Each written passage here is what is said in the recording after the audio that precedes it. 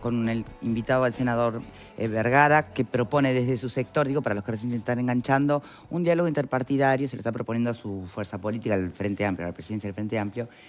Y bueno, claro, hay que analizar muchas cosas de esta propuesta, el momento, el contexto, los datos y los antecedentes, ¿no?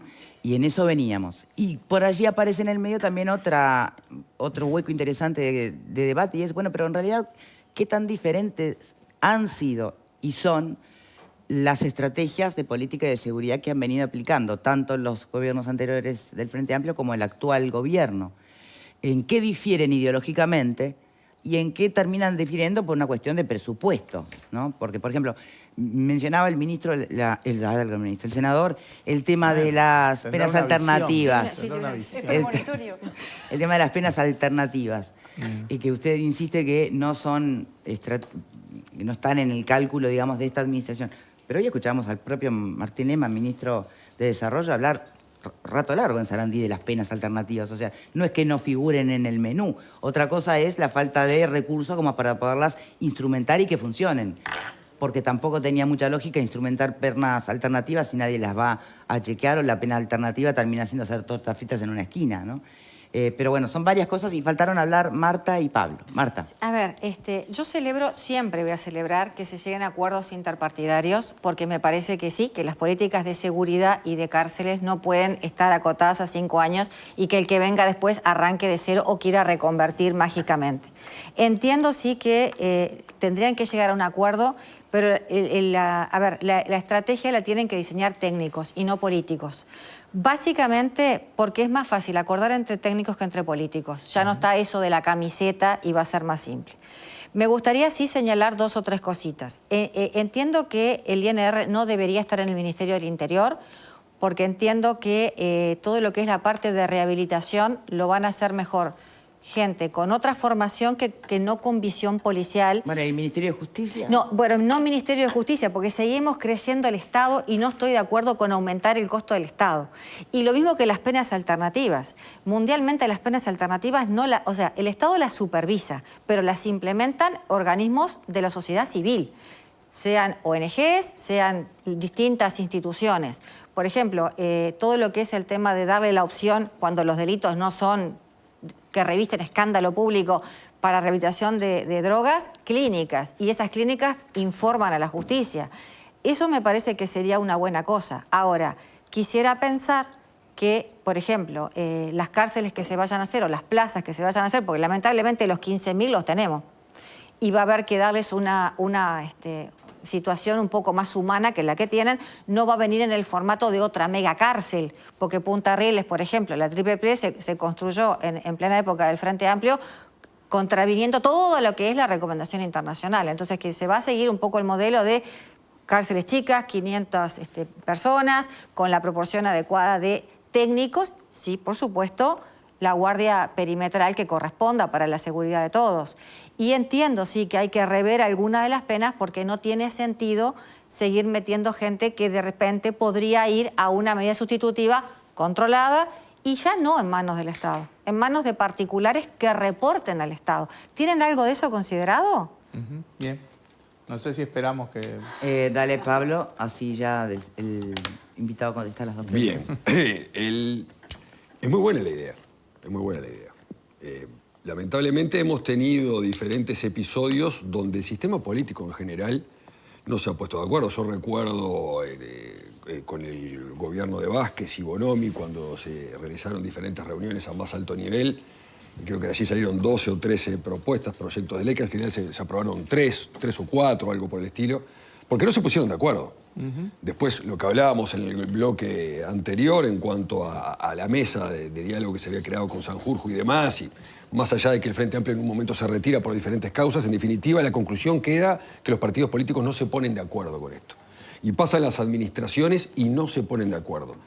Entonces, yo creo que habría que tener una suerte de sinceramiento de todo el espectro político. Sincerarse, sí, decir, queremos combatir el problema de seguridad, el problema de rehabilitación, o queremos en realidad para la tribuna decir que nos vamos a poner de acuerdo y después tenerlo como botín electoral y en la campaña electoral pegarse y pegarse y pegarse, porque es en definitiva lamentablemente lo que termina sucediendo. Y lo que tenemos al día de hoy son más de 15.000 presos. Somos el 10º país en el mundo que tiene más presos por población. Es insólito, pero sucede. Y lo que yo veo en materia, por ejemplo, de rehabilitación, que es lo que estamos hablando ahora, que todas las administraciones hacen un pequeño esfuerzo. Son parches que le ponen al tema carcelario. Parches. Yo conozco bien el tema carcelario y uno que ha ido a todas las cárceles son parches. Porque creo firmemente que el tema carcelario no trae votos.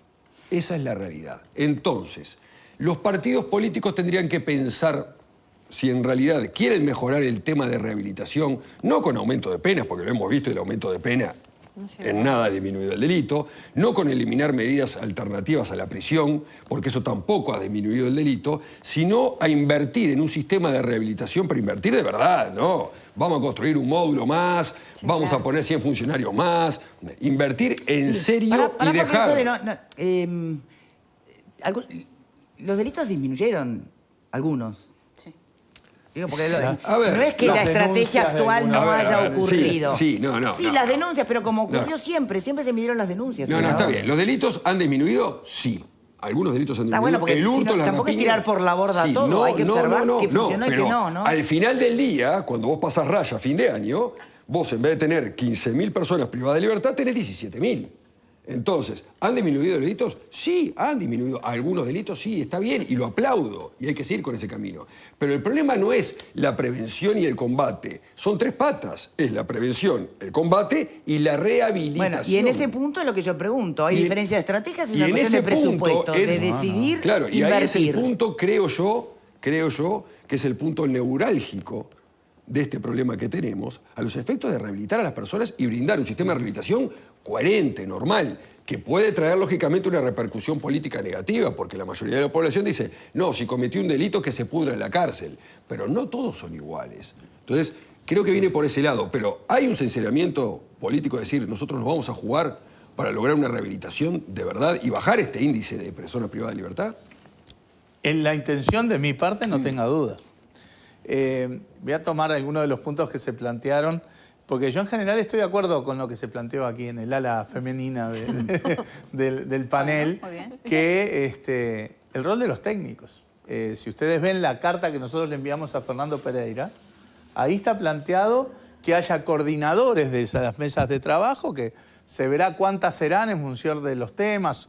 Tienen que tener temas, obviamente, de prevención, de represión, de rehabilitación, de lavado de activos, de revisión del mapa de penas. Porque hoy es una cochambre el mapa de penas. Uno quiere asociar... pero eso es... las leyes no le corresponde... son leyes, no es el Poder Ejecutivo, ¿no? No, pero bueno, claro, estamos en un acuerdo político. Yo no hablé necesariamente del Ejecutivo. Claro. Tiene que haber un acuerdo político. Por ejemplo, hoy si uno quiere explicar cómo se asocian la gravedad de los delitos la con la dosimetría dureza penal, de digamos. las penas, está muy difícil de explicar. Sí. También tiene que haber sinceramiento ahí. Madurez. Acá estamos incorporados nosotros, ¿no? Con humildad, a una muestra de madurez del sistema político, ese sinceramiento que tú planteabas. En la nota que nosotros planteábamos a Fernando, hablábamos justamente que esas mesas de trabajo tienen que estar coordinadas por expertos independientemente de su filiación político-partidaria. Ahora, no es solamente un acuerdo de técnicos, sí, las definiciones porque después sí, claro, tiene que haber un compromiso político de todos los partidos que integren ese acuerdo de llevar adelante esas orientaciones y esas líneas estratégicas. Sí, porque sin el acuerdo político se encajona. Queda muy lindo en el papel, pero no se avanza. O sea, el rol de los técnicos es fundamental, el rol de la sociedad civil es fundamental y el rol de la política es fundamental. Comparto la tónica del tema rehabilitación, pero que no es solamente un tema no es un tema de recursos, es un tema de políticas de rehabilitación. Sí, de modelos. Acá se pueden poner más cárceles, más plazas o no, pero si no hay una estrategia y una política de rehabilitación, vamos a seguir mandando más gente a más plazas o menos plazas en las cárceles. al no haber políticas de rehabilitación, de salida, acá la lógica, yo siempre lo digo en términos de que estamos acostumbrados a ver películas y series, ¿no? En donde todo termina cuando agarran al delincuente y lo mandan a la cárcel y ahí se acabó la película. Y no es así, porque en Uruguay, bien saben, no hay ni pena de muerte ni cadena perpetua, o sea que todo el mundo que está privado de libertad en algún momento vuelve a la sociedad. ¿Cómo vuelve? Dependerá de su experiencia en el sistema carcelario. Lamentablemente hoy la experiencia es horrible, espantosa, y la gente vuelve muy mal, sin posibilidad. La rehabilitación tiene que incluir también espacios de la sociedad que habilite a que un privado de libertad pueda volver a tener rasgos de vida de trabajo, de inserción social, de inserción pero también educativa. hay ejemplos de que eso ocurre. De hecho, se está haciendo un documental sobre casos justamente de privados de libertad que han logrado esa reinserción. O sea, habrá que ver qué falta para que sea eso es lo que extendible hay que a más. Está claro que los niveles de reincidencia son muy altos, con lo cual hay mucho para trabajar en esa materia. Incluso la gente que uno ve, lamentablemente, cada vez más en situación de calle, tenemos una proporción muy grande de la gente en situación de calle que eran gente que estaba privada de libertad, con adicciones, con dificultades o imposibilidades de retomar una trayectoria laboral, educativa, lo que fuera. O sea, son muchos los aspectos ahí, pero en algún momento creo que tenemos que sincerar la política, entender que hay que tomar las experiencias de otras partes. El narco, uno dice, ¿bajaron o no bajaron los delitos? Hay un marco discutible ahí sobre el tema de las denuncias. En la parte de homicidios, que es la que no se puede eludir, entre comillas, con denuncias, estamos en un panorama esencialmente igual. Y por lo tanto, el tema creo sí que está la percepción de que más allá del número de tal delito o cual delito, hay una penetración del narco creciente en los barrios. Yo he recorrido el año pasado y di prácticamente 2 vueltas enteras al país, digamos, ¿no? Y en una vuelta hice 18 departamentos, en la otra 17. Y lo que antes estaba más focalizado en la zona metropolitana, el tema de la preocupación en los barrios, hoy está generalizado en todos los departamentos. O sea, hay una penetración mayor, la gente percibe mucho más riesgos, la penetración del narco en el barrio, ni que hablar que destruye termina con la bala social. perdida en una víctima inocente, ¿no? Claro. Sí, además destruye tejido social, trayectorias educativas, convivencia ciudadana. Vero. Sí, ahí iba con mi pregunta. Cada vez suena más, o por lo menos es una de las alternativas que se maneja a distintos niveles, la despenalización de las drogas o la liberación de las drogas como estrategia de combate al narcotráfico. ¿Qué piensa Vergara como precandidato? Es un tema que tiene que estar sobre la mesa. Yo no soy experto en el tema, pero creo que a esta altura sí. A mí me convence esa tónica de durante décadas y décadas y décadas la forma fue el combate frontal. Probemos hacer algo distinto, un fracaso, ha sido un fracaso. Tampoco es cuestión del libertinaje en el sentido de, bueno, ahora despenalizamos todo. Bueno, pero que hay que ir a un proceso donde eso hay que dosificarlo, yo creo que tiene que ser parte de la discusión pública. Es genuino que la sociedad se cuestione eso, como en su momento se lo cuestionó con el alcohol, ¿verdad? o con otro tipo de drogas. Yo creo que, tampoco voy a decir esa es la solución mágica, no hay soluciones mágicas, ni esto, ni los allanamientos, ni la represión, no hay soluciones mágicas. Pero el tema de evaluar la despenalización de las drogas, yo creo que tiene, así como incorporar, tiene que ser parte de la discusión. Difícil, porque la sociedad tiene espacios donde esto sin duda tiene resistencias y está bien que las tenga también. Y también incorporar cosas que nosotros no exploramos, pero que en otros países sí. Por ejemplo, equipos especializados en el combate al narco. En otros lados, no sé, en Francia y demás, la policía judicial, por ejemplo. Un equipo especializado que ni siquiera depende del respectivo Ministerio del Interior. En el marco de un equipo también con recursos de inteligencia, prevención, ¿verdad? Bueno, son cosas para poner sobre la mesa. Vuelvo a decir, ninguna es la solución mágica pero creo que tenemos que ver con integralidad el problema y debatir y encontrar rasgos, líneas estratégicas comunes en donde todos nos comprometamos a llevar adelante atravesando las administraciones de gobierno. Bien, sería un ideal, obviamente, ¿no? El tema es que exista, como usted plantea, la madurez suficiente en el sistema político. Que yo insisto con una pregunta. Esto no quiere decir no discutir de todo lo demás, no, ¿verdad? pero claro, y sobre todo en pleno comienzo de una campaña electoral que va a ser dura, pues ya dio síntomas de serlo. Todas son. Entonces, ¿cuál sería la diferencia entre la sensibilidad herida de un Frente Amplio que finalmente no firma el acuerdo propuesto por este gobierno? ¿Cómo saber que el saco va a estar más impermeable para poder sostener esta voluntad de acuerdo interpartidario en pleno contexto de agresividad de política de campaña electoral? Y bueno, apelamos a la madurez del sistema político, porque hay 8.000 temas sobre los cuales nos podemos pelear de otra forma. El acuerdo va a ser tipo así, bueno, de acá para acá podemos, de acá para acá no. Es que las políticas de Estado son eso en última instancia. Está bien. A veces es porque todos pensamos más o menos parecido, como en, no ¿Dio sé, señal en de política vida exterior. Pereira? ¿Cómo? ¿Dio señal de vida Pereira con esta carta? Sí, hizo declaraciones diciendo que le parecía una propuesta Sí, adecuada. eso públicamente. Y sí, eso fue público. Sí. Y, ¿Y el teléfono?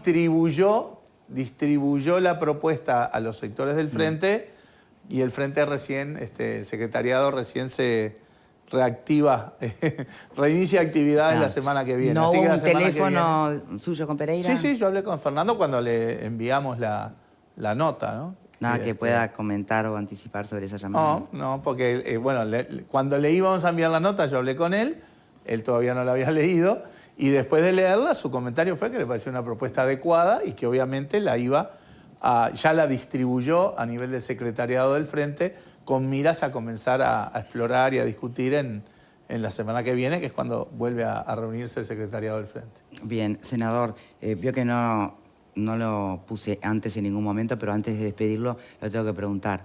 ¿Cree que la gente se va a olvidar del episodio de la Sociedad de la Nieve? Es que no tiene por qué olvidarse de un episodio, porque creo que sí hubo mal. En todo caso, hubo un error en la redacción del mensaje que yo envié. Sí, porque dio a malos entendidos. Hay gente que lo entendió bien, otra que no. Mi mensaje justamente va en la misma dirección. No fomentar grietas, sino todo lo contrario.